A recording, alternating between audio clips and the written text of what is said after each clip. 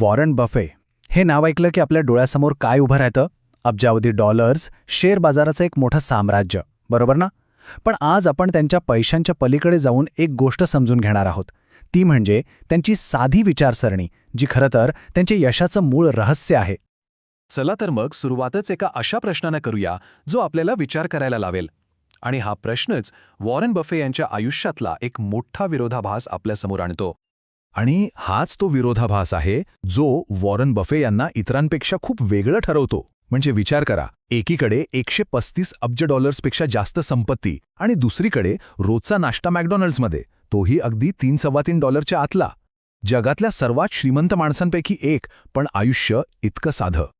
बरं, या महान गुंतवणूकदाराला समजून घ्यायचं असेल तर आपल्याला थेट त्यांच्या लहानपणी जावं लागेल. त्या काळात जेव्हा ओमाहामध्ये एक लहान मुलगा व्यवसायाचे पहिले धडे गिरवत होता.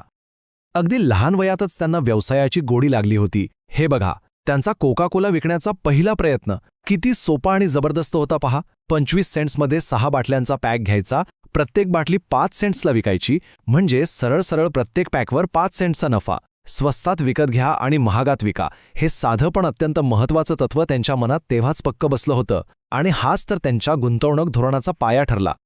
आणि त्यांची ही हुशारी काही इथेच थांबली नाही. म्हणजे वर्तमानपत्र वाटण्यापासून ते थेट 40 एकरच्या शेतात गुंतवणूक करण्यापर्यंत. इतकंच काय तर नाईच्या दुकानात पिनबॉल मशीन्स लावून त्यातूनही पैसे कमावले. थोडक्यात काय तर व्यवसाय कसा चालतो हे समजून घेण्याचा जणू त्यांना ध्यासच लागला होता. ज्ञानाची हीच भूक, हीच तहान त्यांना थेट कोलंबिया बिझनेस स्कूलमध्ये घेऊन गेली. आणि तिथे त्यांची भेट एका अशा व्यक्तीशी झाली ज्यांनी त्यांची गुंतवणुकीची संपूर्ण विचारसरणीच बदलून टाकली. हे होते त्यांचे गुरु बेंजामिन ग्रॅहम, आणि त्यांनीच बफेंना व्हॅल्यू इन्व्हेस्टिंगचं महत्त्व शिकवलं. आता हे व्हॅल्यू इन्व्हेस्टिंग म्हणजे काय? सोप्या भाषेत सांगायचं तर बाजारात शेअरची किंमत वर खाली होत राहते, त्याकडे लक्ष द्यायचं नाही.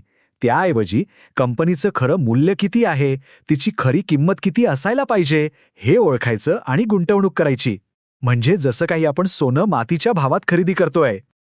आणि मग याच विचारसरणीचं शस्त्र घेऊन वॉरन बफे ओमाहाला परतले. तिथे त्यांनी अशा काही पार्टनरशिप सुरू केल्या ज्या त्यांच्या भविष्यातल्या प्रचंड मोठ्या साम्राज्याचा मजबूत पाया ठरला.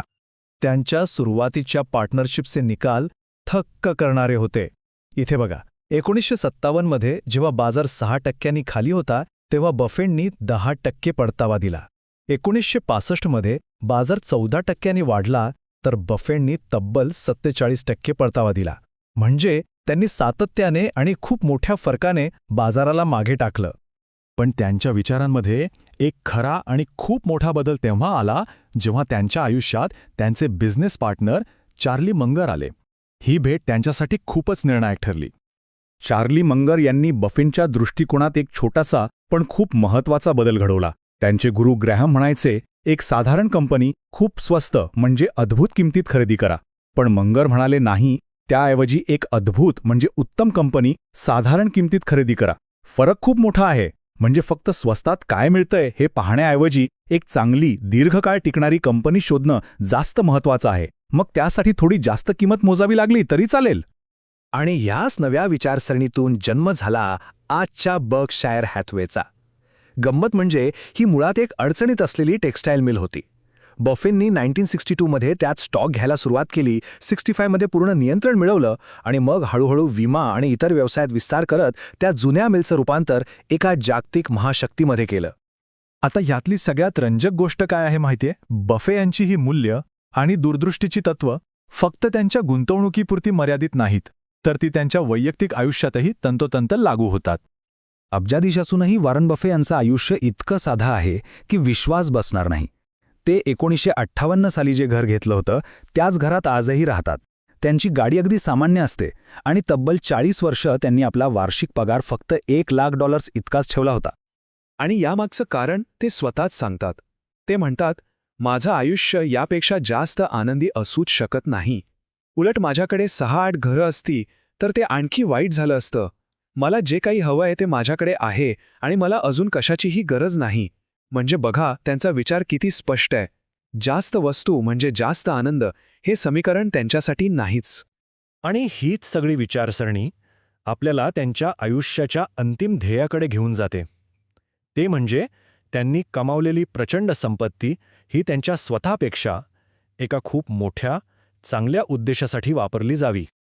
आणि हा मुद्दा सगळ्यात महत्त्वाचा आहे. वॉरन बफे यांनी आपली तब्बल 99% अधिक संपत्ती दान करण्याची प्रतिज्ञा केली आहे. हो, 89%. यामागेही त्यांची एक खास विचारसरणी आहे. ते म्हणतात, मी आणि माझ्या मुलांनी ओव्हेरियन लॉटरी जिंकली आहे. म्हणजे काय, तर योग्य देशात योग्य काळात जन्माला येणं हेच एक मोठं नशीब आहे. आणि म्हणूनच या नशिबामुळे मिळालेली संपत्ती समाजाला परत देणं ही आपली जबाबदारी आहे. ते पुढे असंही म्हणतात की मुलांना सुस्थितीत ठेवणं चांगलं आहे, पण इतकंही सुस्थितीत ठेवू नये की त्यांना आयुष्यात काहीच करण्याची गरज पडणार नाही. आणि मग वॉरन बफे यांचं आयुष्य आपल्याला एका शेवटच्या पण खूप महत्त्वाच्या प्रश्नासमोर आणून उभं करतं. संपत्तीचं खरं मूल्य कशात आहे? ती फक्त कमवण्यात आहे की ती कशासाठी वापरली जाते यात आहे? हा विचार करण्यासारखा प्रश्न आहे, नाही का?